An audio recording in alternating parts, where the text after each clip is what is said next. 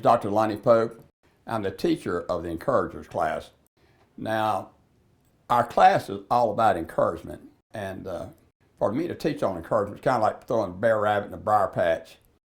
I just love to encourage people, and I love to be encouraged myself.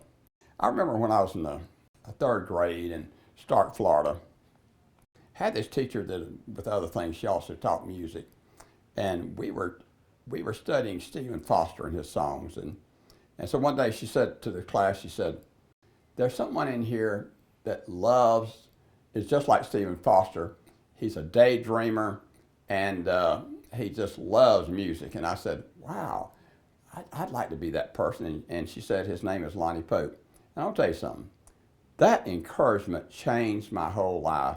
At the age of 14, I became a professional musician, and I led songs at church. I became a minister of music. I've co-owned a couple of recording companies. I've written music, written plays, written dramas, and it just changed my whole life. So encouragement changes our lives. The key verse out of the lesson this week is from Acts chapter 11, verse 23.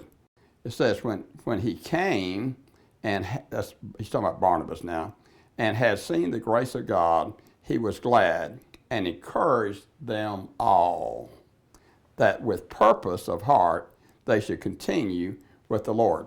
And there's another scripture that's just everybody uses it as far as encouragement is concerned, so let me read it to you. It's found in 1 Thessalonians chapter 5, verse 11. Therefore, comfort each other and edify or encourage one another just as you are doing.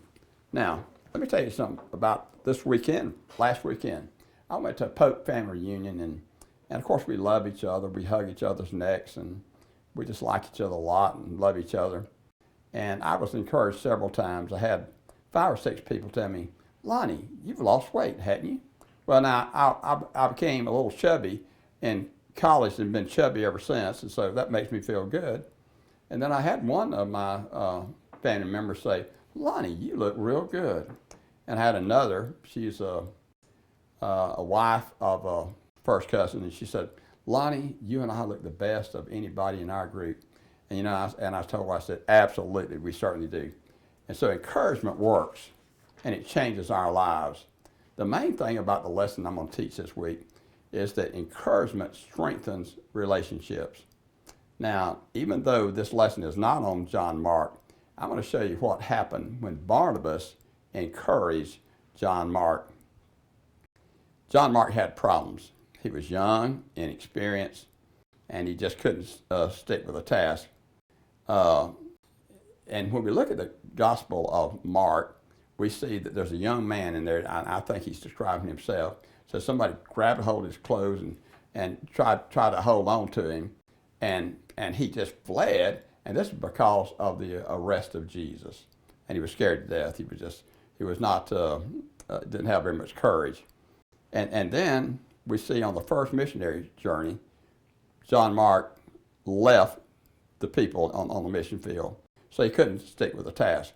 But Barnabas encouraged him. And what happened with this encouragement, John Mark, number one, grew up, and because of the encouragement, listen to what happened to him. He wrote the Gospel of Mark. He assisted 3 of the greatest missionaries of all time. He and his mother had a house church in Jerusalem, and he became persistent even though he made mistakes. Encouragement not only works, it changes lives. I'm looking forward to teaching this lesson. I'm an encourager. I love to be encouraged, and I'm looking forward to teaching the lesson. Thank you very much.